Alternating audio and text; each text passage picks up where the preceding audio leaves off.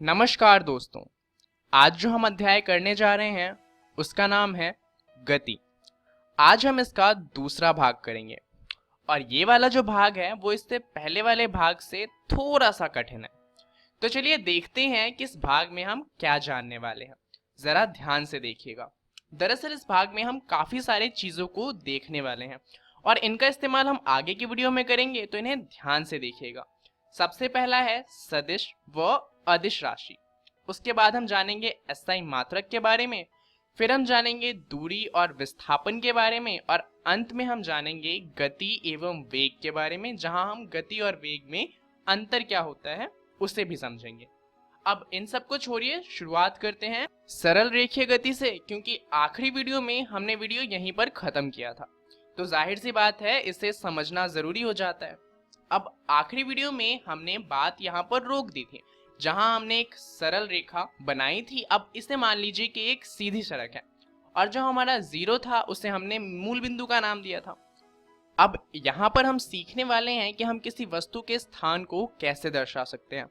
अब मान लीजिए कोई वस्तु यहाँ पर 3 मीटर पर रखी हुई है, तो हम इसके बारे में कह सकते हैं कि वस्तु की स्थिति +3 मीटर है। परंतु एक मिनट रुकिए, हमने तो ये जाना था कि वस्तु की स्थिति के लिए दो चीजें बतानी जरूरी होती हैं। पहला है दिशा और दूसरा है निर्देशक बिंदु। अब यहाँ पर ध्यान से देखिए, क्या आपको दोनों में से कुछ भी दिखाई दे रहा है? आप जरूर सोच रहे होंगे कि यहाँ पर कोई दिशा भी नहीं बताई और कोई निर्देश बिंदु भी नहीं दिया हुआ, तो ये वस्तु की स्थिति इस तरीके से नहीं बताई जा सकती। परंतु यहाँ पर दोनों चीजें बताई गई हैं, बस यहाँ पर आपको दिखाई नहीं दे रही। चलिए जानते हैं कैसे। सबसे पहली बात, हम दिशा की बात करें तो यहाँ पर लिखा है वस्तु की स्थिति क्या है, +3 मीटर। प्लस का मतलब क्या है कि जो हमारा मूल बिंदु है उससे दाईं तरफ पे आगे 3 मीटर पे है, तो दिशा का तो पता चल गया कि मूल बिंदु से दाईं तरफ जाना है। परंतु निर्देशक बिंदु क्या है? निर्देशक बिंदु खुद मूल बिंदु है। जो मूल बिंदु है वही निर्देशक बिंदु का काम करता है और सारी की सारी जो दूरी होती है हम वो मूल बिंदु से ही नापते हैं। तो मूल बिंदु से 3 मीटर दूर कोई दाईं तरफ पे एक चीज रखी हुई है और उसे हम दर्शा सकते हैं कुछ इस तरीके से कि वस्तु +3 मीटर की दूरी पर रखा हुआ है। चलिए एक और एग्जांपल लेते हैं। इस बार मान लीजिए जो वस्तु है वो रखी हुई है 5 मीटर पे, तो हम क्या कहेंगे, वस्तु की स्थिति क्या है, +5 मीटर। यहाँ पर जो +5 है वो ये दर्शा रहा है कि वस्तु जो है वो मूल बिंदु से दाईं तरफ 5 मीटर आगे रखी हुई है और हमारा निर्देशक बिंदु फिर से हमारा मूल बिंदु होगा। तो आपको समझ आ गया होगा कि सरल रेखीय गति में हम किसी वस्तु की स्थिति को कैसे दर्शाते हैं। चलिए अब शुरुआत करते हैं वीडियो की, ये जानते हुए कि सदिश व अदिश राशि क्या होती हैं। अब राशि को जानना है तो हम कुछ उदाहरण ले लेते हैं। ये कुछ राशियां हैं, जैसे कि हमने अभी अभी पढ़ा वस्तु की स्थिति, बल के बारे में हम पहले ही पढ़ चुके हैं, तापमान और द्रव्यमान को तो आप जानते ही होंगे। अब वस्तु की स्थिति के लिए हमने एक बात जानी कि इसमें दिशा बतानी जरूरी होती है। अगर हम बल की बात करें तो उसमें भी दिशा बतानी जरूरी होती है। अब ऐसे ही थोड़ी मान लेंगे, चलिए उदाहरण लेते हैं कि आखिर बल में दिशा जरूरी क्यों है। अब मान लीजिए एक दरवाजा है और आप क्या कर रहे हैं, दरवाजे को खोलने की कोशिश कर रहे हैं। तो आपने क्या किया, दरवाजे पे धक्का लगाया। सब वही करेंगे, आपने धक्का लगाया, दरवाजा नहीं खुला। तो आपने क्या किया, आपने और तेज धक्का लगाया, दरवाजा फिर भी नहीं खुल रहा। आपने पूरी ताकत लगा दी और दरवाजा अभी भी नहीं खुला। आपने अपने फ्रेंड को बुलाया और आपने उससे कहा कि यार दरवाजा तो खुल ही नहीं रहा। आपके दोस्त ने क्या किया, उसने दरवाजे को पीछे की तरफ खींचा और दरवाजा खुल गया। इससे आपको पता चला दरवाजा पीछे की तरफ खुलता है, परंतु ये नहीं जानना था।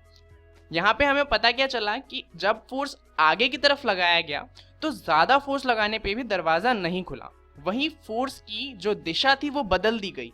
आगे की जगह जब पीछे की तरफ फोर्स लगाया गया, यानी कि बल लगाया गया, तो दरवाजा खुल गया। इससे हमें पता चलता है कि बल में दिशा जरूरी होती है।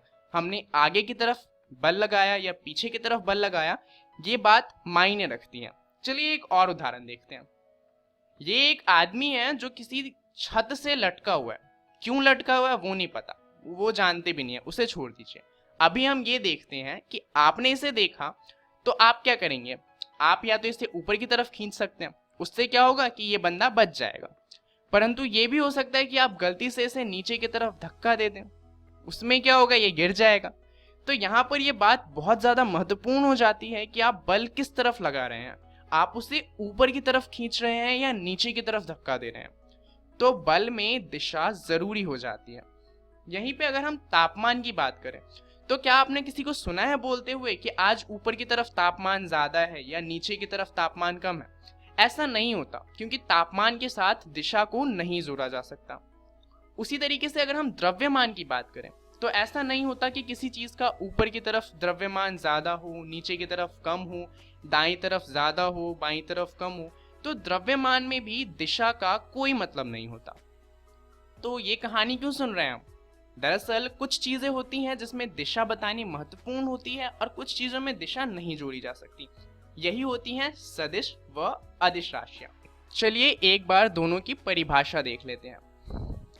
सदिश मात्रा वे मात्राएं होती हैं जिनके साथ दिशा जुड़ी हुई होती है। उदाहरण के लिए वस्तु की स्थिति या फिर बल। वहीं पे अगर हम अदिश मात्रा की बात करें तो नाम से ही पता चल रहा है कि इसमें दिशा नहीं होगी। ये वे मात्राएं हैं जिनके साथ दिशा को नहीं जोड़ा जा सकता। उदाहरण के लिए तापमान व द्रव्यमान। तो ये बात आपको समझ में आ गई होगी। चलिए अब जानते हैं मात्रक क्या होता है। अब मात्रक फिजिक्स में बहुत ज़्यादा जरूरी होता है। अगर आप कोई सा भी सवाल सही उत्तर भी निकालते हैं और उसमें मात्रक लगाना भूल जाते हैं तो आपके नंबर नहीं मिलते, नंबर कट जाते हैं। तो मात्रक बहुत ज़्यादा जरूरी है।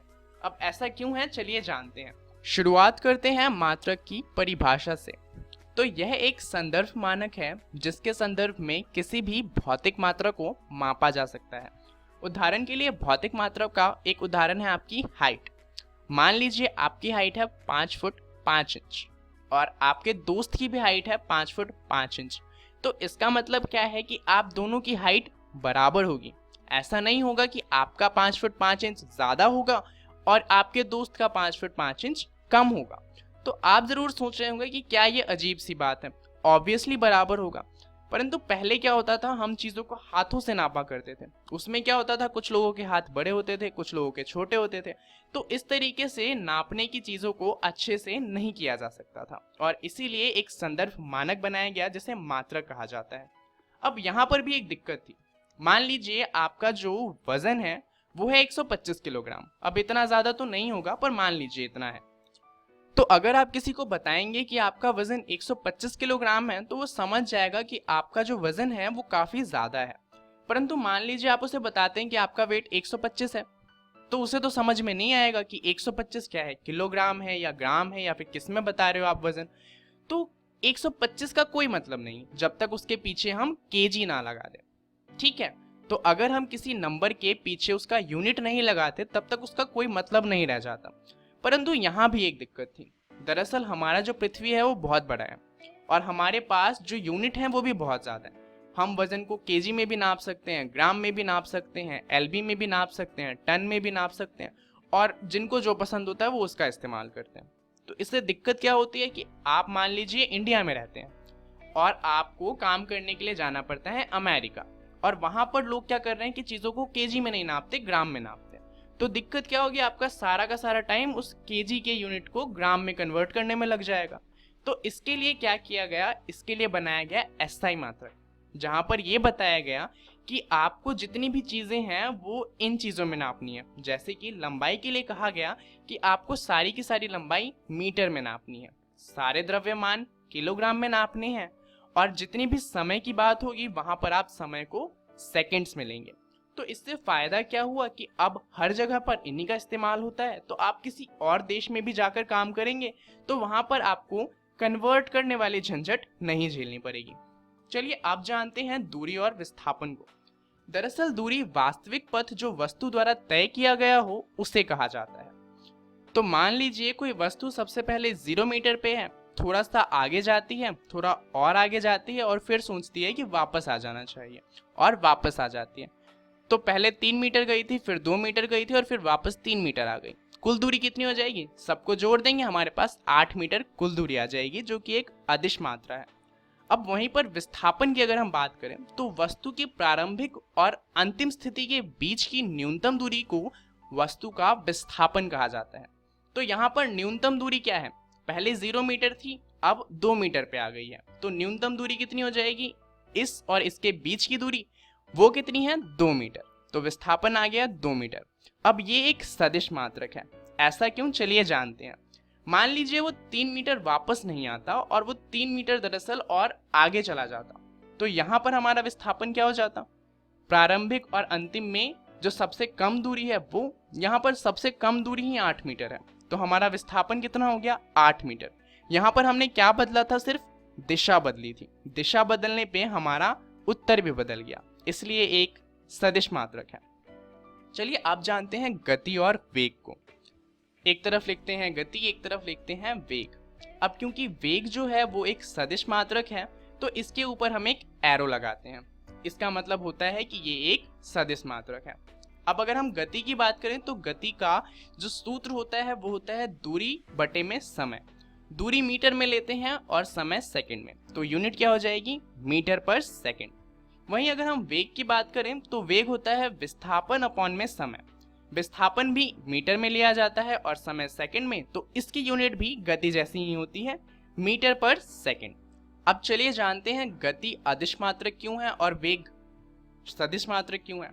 दरअसल गति में दो चीजें होती हैं, दूरी जो कि एक अदिश मात्रक है और समय वो भी एक अदिश मात्रक है। क्योंकि दोनों ही अदिश हैं इसलिए गति भी एक अदिश मात्रक है। वहीं पर अगर हम वेग की बात करें तो वेग में समय तो अदिश है परंतु जो विस्थापन है वो सदिश है, और इसी वजह से हमारा वेग सदिश मात्रक बन जाता है। अब गति और वेग में एक और चीज है जो है औसत गति और औसत वेग। चलिए इसे समझते हैं। मान लीजिए जो 4 डॉट हैं, यहाँ पर 4 दूरियां दिखाई गई हैं, S1, S2, S3 और S4। इन दूरियों को पूरा करने में अब कुछ समय भी तो लगा होगा। तो मान लेते हैं S1 के लिए हमें T1 समय लगा, S2 के लिए T2 एंड सो ऑन। तो यहाँ पर हमारा औसत गति क्या हो जाएगा, जितनी भी दूरी है उन सबका सम अपॉन में जितना भी टाइम है उन सबका सम, कुल दूरी अपॉन में कुल समय। तो यहाँ पर कुल दूरी कितनी होगी, S1 से लेके S4 तक का सम, और कुल समय क्या हो जाएगा, T1 से लेके T4 तक का सम। परंतु औसत वेग थोड़ा सा अलग है। औसत वेग में क्या करते हैं, मान लीजिए चारों में हमारा वेग अलग था। पहले में हमारा था वेग V1, दूसरे में वेग था V2, तीसरे में वेग था V3 और चौथे में वेग था V4। तो यहाँ पर औसत वेग निकालते हैं, जितने भी वेग होते हैं उन सबका सम और जितने भी नंबर ऑफ वेग्स होते हैं उनसे डिवाइड। जैसे कि यहाँ पर 4 वेग थे तो 4 से डिवाइड किया है, अगर 2 वेग होते तो 2 से डिवाइड करते हैं। तो यहाँ पर औसत गति और औसत वेग का जो सूत्र है वो अलग है, तो यहाँ पर कंफ्यूज नहीं होइएगा और गलती नहीं कीजिएगा। चलिए जानते हैं इस वीडियो में हमने क्या सीखा। सबसे पहले हमने जाना सदिश व अदिश राशि को, उसके बाद हमने जाना एसआई मात्रक को, फिर हमने जाना दूरी और विस्थापन को, और आखिरी में हमने जाना गति एवं वेग को। अब इन सब के बारे में आपको पढ़ना है एनसीईआरटी के गति वाले अध्याय में, जहां पर आपको पढ़ना है सरल रेखीय गति और दिशा के साथ चाल। अगली वीडियो में हम बात करेंगे एक समान गति और असमान गति के बारे में। इस वीडियो के लिए इतना ही, धन्यवाद।